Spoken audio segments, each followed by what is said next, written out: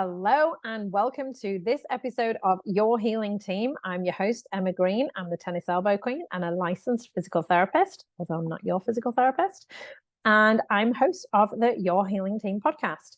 In this episode, I am going to be exploring how your nervous system can be affecting how you feel, how you heal, and so many different elements of health and well-being. So I wanted to start explaining what the nervous system is and how we look at the nervous system with regards to healing.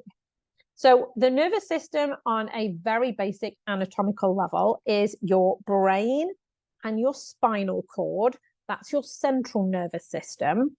And then at every level of your spine, where one vertebrae sits on top of the other, you've got two nerves that come out each side. So one on the right, one on the left. Every single vertebrae, the nerves come out. So the ones in your neck, they come out, they supply your face and your arms. Then through the middle of your back where your ribs are, the thoracic region, they come around and they supply your rib cage and your abdomen. And then when we get lower down, when we're down into the lumbar spine, those nerves come out and they go all the way down to the tips of your toes. So at every level, these nerves come out, and they're your peripheral nerves or your peripheral nervous system. And often we think of the nervous system in those very anatomical ways.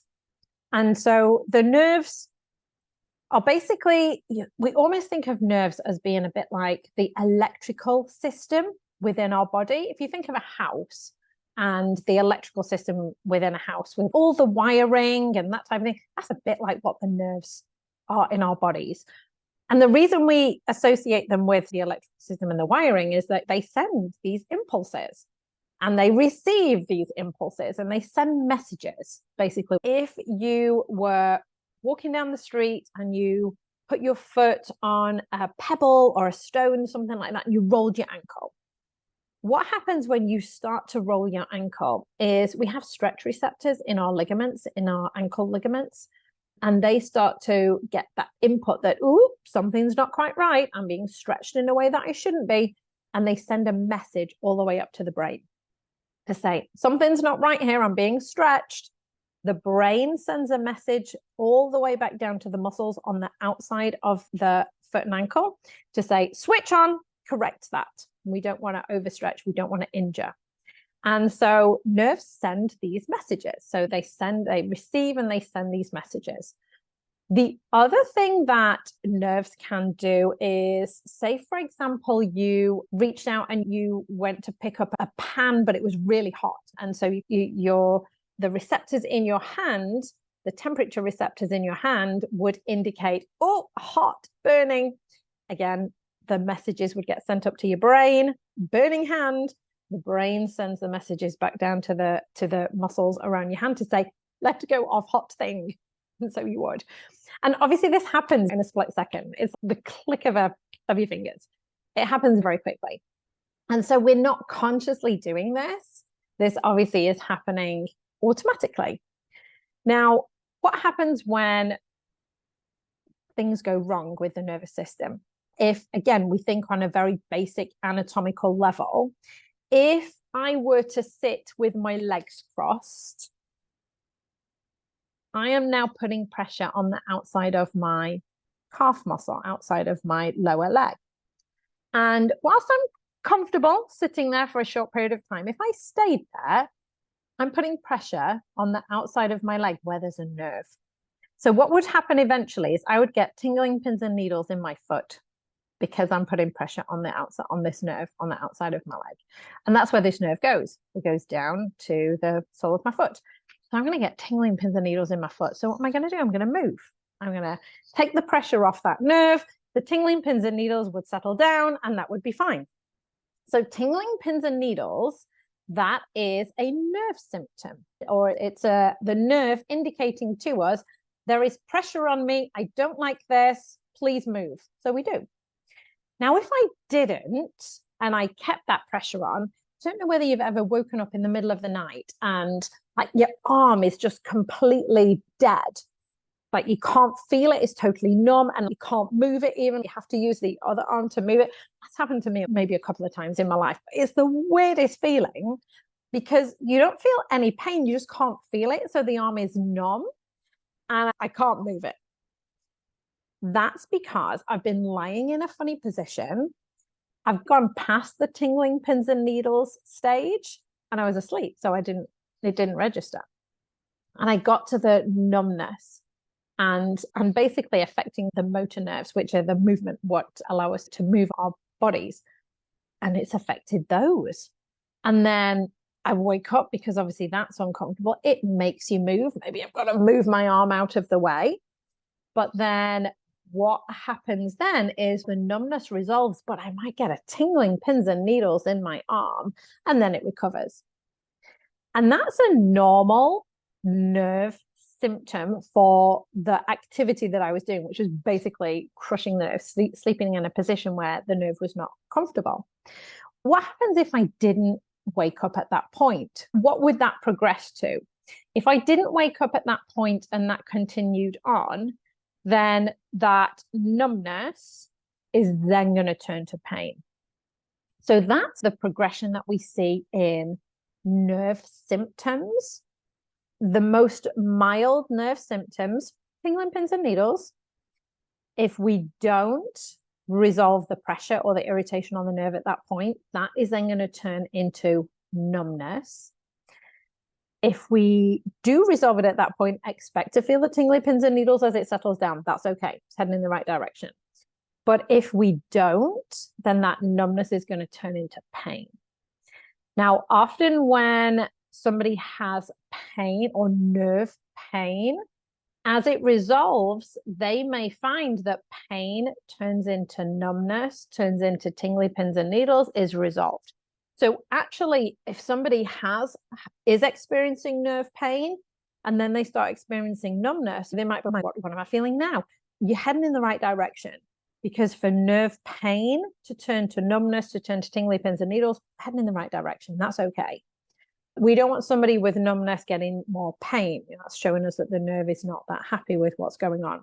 So I hope that gives you a little bit of an overview of so very, very basic sort of, this is what happens when there's pressure on a nerve. And that's very much talking about peripheral nerves. We're talking about the nerves have exited the spine, and these are nerves that we're putting pressure on in our arms and legs, maybe even at the spinal level. That could still be happening, but it's very much the peripheral nerves that we're talking about with regards to that. Now, one of the things that I identified with many of the tennis elbow clients that I work with is the longer that somebody has had nerve symptoms, the more likely we are to see a hypersensitized nervous system as a whole. And what I mean by that is the central nervous system becomes involved too. So if the peripheral nervous system is affected, tingly pins and needles, maybe some numbness, maybe some nerve pain even. If you have had that for about 3 months or longer, then we start to see a hypersensitivity of the nervous system. So if you have had nerve symptoms for 3 months or longer, and again, that is peripheral nerve symptoms, you can then have a hypersensitivity of the central nervous system. And so the brain and the spinal cord start to become hypersensitized to the pain messages that are coming through. So let me explain that.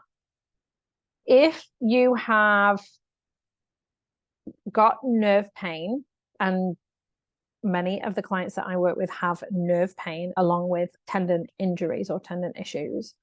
If you have nerve pain, you're basically, every time you are picking up your cup, ow, it hurts. Not it's tendon.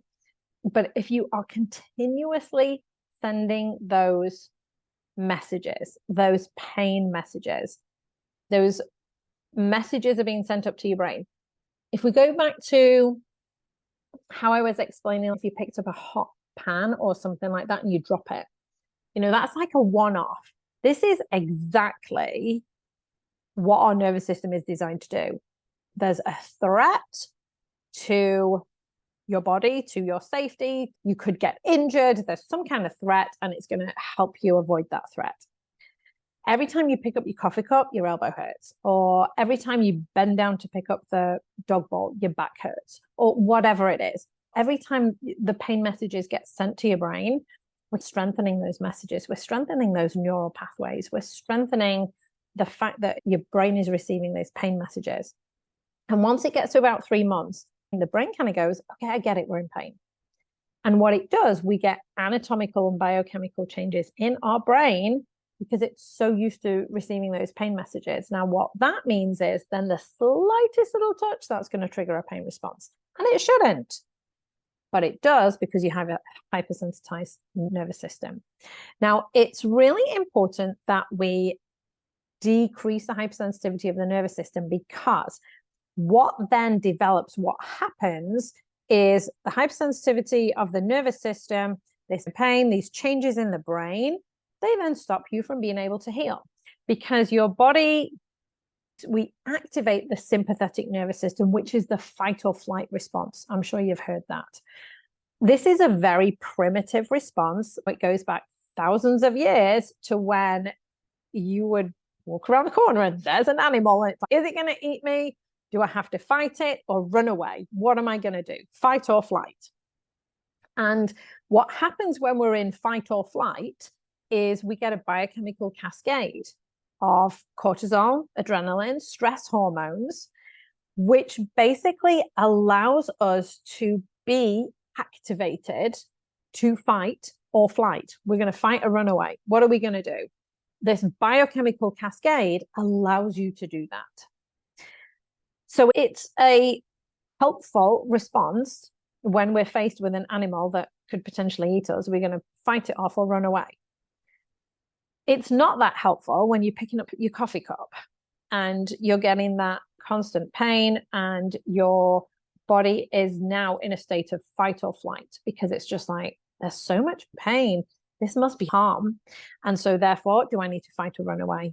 What am I doing? And when your body is in that fight or flight, it's not going to be able to heal a tendon injury or a ligament injury or a muscle injury or a soft tissue thing like that. It's not going to be able to do it because it's so focused on fight or flight. So what we need to do is we need to calm the nervous system down. And there are many strategies that we can use to do that. And as we calm the nervous system down, what happens is we turn off the sympathetic nervous system, we activate the parasympathetic nervous system. Now, the sympathetic nervous system we associate with fight or flight. The parasympathetic nervous system we associate with rest and digest. So that's when our body is in a restful state. It's where it's optimized for healing and optimized for living. That's what we want, is we want that optimized state. We want that parasympathetic nervous system to be activated. So we're in rest and digest, our nervous system is calmed. And there are several strategies that we can use to do that. Relaxation breathing can do that. Being out in nature, seeing green things, that can do it. Yoga, that can do it. All of these things that we have known, again, probably for thousands of years, that make us feel good. We now have the research and the science behind it to see when we do those things, we can now see with functional MRIs, we can see the changes in the brain. Now with the blood testing, we can see the changes in the biochemical cascade. So we can see those changes now. So we know that they make us feel better. Now we know why. They are turning off the sympathetic nervous system, activating the parasympathetic nervous system, calming the nervous system down. And as we calm the nervous system, then the body can heal. So if you don't do that, you're going to struggle to heal. This could be the missing piece. And I would really love for you to explore this, find something that is helpful for you. Maybe it's meditation, maybe it's relaxation breathing, maybe it's getting out in nature, maybe it's yoga, whatever it is that you enjoy, to help to just bring that nervous system down, calm it down. I teach Empowered Relief, which is a class that was designed by Stanford pain psychologists. And this is all about how to calm the nervous system, how to take back control, how to turn off the sympathetic nervous system, how to activate the parasympathetic nervous system using these strategies that can help you do that on a daily basis. And again, functional MRIs have shown that yes, within 11 weeks of following these strategies, you can see these brain changes. They've done functional MRIs and they see the brain changes. They actually see an increase in volume. You're growing your brain over 11 weeks. And the part of the brain that grows is the part that is associated with pain control. Amazing. Blows my mind every time I teach it and every time I talk about it. It's so good. So again, you could maybe investigate empowered relief. See if there is somebody nearby you who offers empowered relief, or obviously I offer online. But it is such an amazing class because that is what it works on. It works on calming the nervous system down. If you have been struggling to heal something stubborn for a while, maybe this is the missing piece. Maybe this is the bit that is missing for you.